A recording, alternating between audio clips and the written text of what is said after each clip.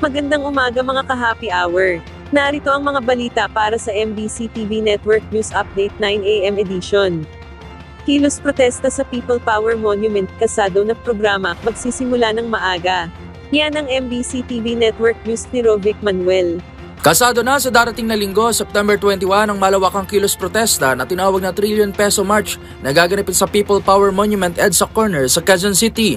Ito ay upang kondenahin pa rin ang umano'y anomalya at katiwalian sa flood control project simula pa noong 2016. Gayon din ang humingi ng hustisya at pananagutan sa mga sangkot sa mga anomalyang flood control projects na ninanakaw.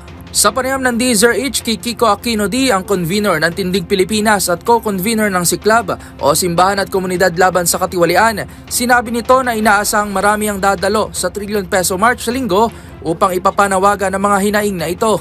Ina-anticipate po natin na marami ang talagang, parang word yung excited pero maraming parang gusto talagang magsilabas dahil sobrang lalanga ng mga iskandalo nangyayari. No? Ayon kay D, ilan sa mga isisigaw na panawagan na iyong alisin sa pwesto, ikulong ang mga sangkot at bawiin ang mga nakurakot mula sa kaban ng bayan. Gayon din ang pagkakaroon ng sapat na kapangyarihan ng binuong Independent Commission on Infrastructure o ICI at tiyakin na walang bahid ng katiwalian ng mga taong inilagay dito. Bagamat sige, positive step na meron na nga tayong ganyan.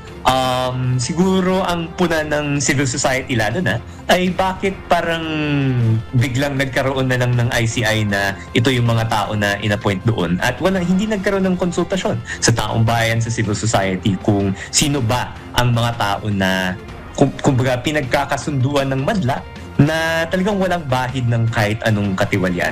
Dagdag pa ni D, bagamat alas 2 pa ng hapon magsisimula ang formal na programa, ay alas 9 pa lamang daw ng umaga ay magsisimula na ang pagtitipon ng iba't ibang grupo at samahan para sa isang mini-program.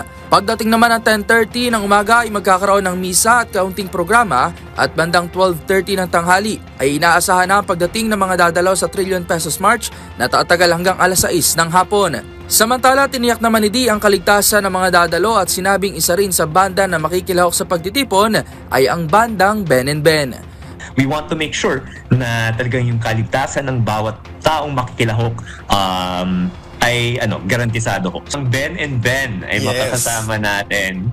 Para sa MBC TV Network News, ito si Rovic Manuel ng DZRH TV. Una sa Pilipinas, una sa Pilipino.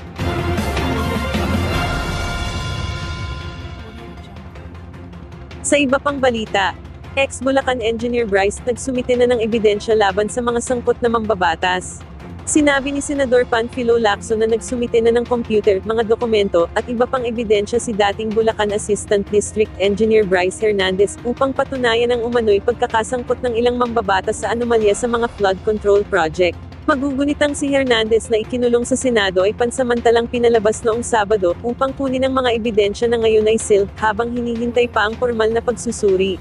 Una ng pinangalanan ni Hernandez sina Senador Jinggoy Estrada, Senador Joel Villanueva, at dating Caloocan Representative Mitch Cahayon-Oit bilang umano'y nakinabang sa kickback, bagay na itinanggi ng tatlong opisyal.